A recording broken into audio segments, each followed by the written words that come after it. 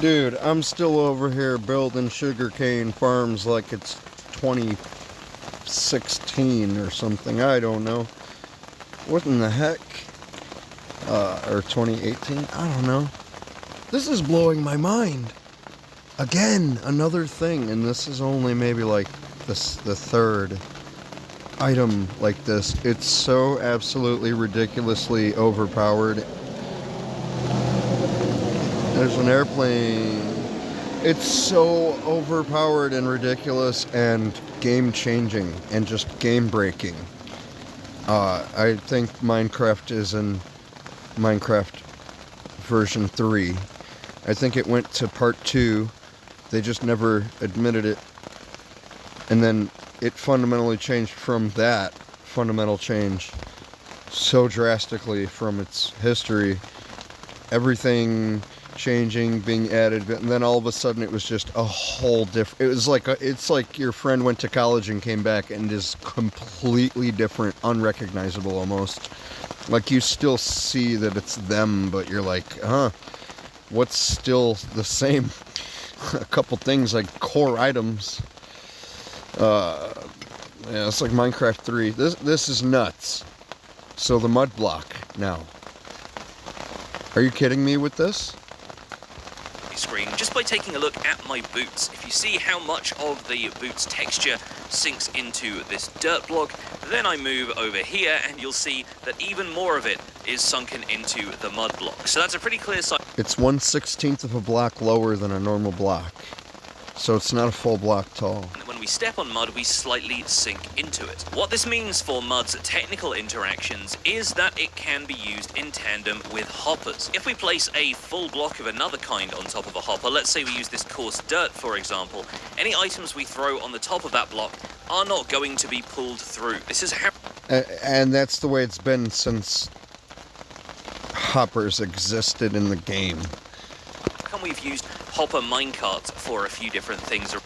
Any items we throw on the top of that block are not going to be pulled through. This is how come we've used hopper minecarts for a few different things around this world already, because those are capable of pulling blocks through a full block on top of them where a hopper is not. But if we place a mud block on top of that hopper, if we throw items on top of that, my they will end up gosh. going into the hopper.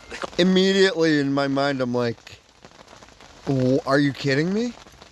I literally just, you can see my videos. I've been working on the sugarcane tower. You can see what I built. I'm building old generation technology, man.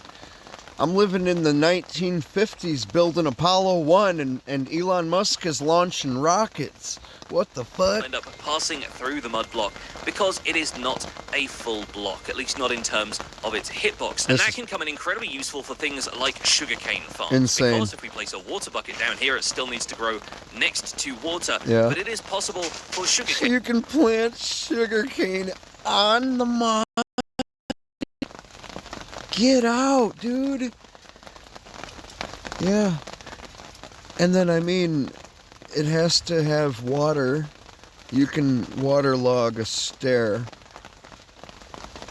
Like a row of stairs waterlogged, facing in, and then 2 caps on the left and right of a huge line, like however many blocks of the sugarcane. And if you put your pistons or a flying machine to harvest it, no more hopper minecarts, no more tracks underneath. I mean, you don't have to. You can still build that collection, but look at that. Hoppers directly into chests or barrels or whatever storage. What? It'll only be 1 wide. Plus the wall. Is it going to suck up blocks, though? That's my question, because hopper minecarts just suck up blocks from anywhere around them. They grab them from anywhere, and they're super fast. They're extremely fast, so how quick is this going to be? But either way, this is removing like 50% of your build that you don't need anymore underneath. The rails, The blocks, the hopper minecart going around, a system, redstone, switches, whatever, lever. You literally just have the mud block, hopper, into a chest.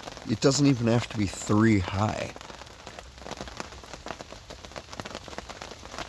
Chest, hopper right next to it, mud block right above. That's insane. To grow on top of mud blocks. So by swapping all of the grass blocks in here out for Look mud, at that. we could just run a row of hoppers underneath here to collect the sugarcane instead of having a hopper minecart system that's triggered by all of the redstone mechanisms in here. And that would allow us to trigger each of these pistons individually using the other method that I introduced to you in the sugarcane farm episode, which would increase the efficiency of our farm and mean that it no longer relied on the observer's triggering to trigger a collection mechanism. We're not going to do that today because I'm pretty happy with how that sugarcane farm has been producing. That's insane. I don't know if he's going to say anything else about it. But it is a way in which we can make the sugarcane farm a little bit more efficient and less reliant on moving components. We could do something similar with our sniffers, since sniffers That's crazy. That's crazy.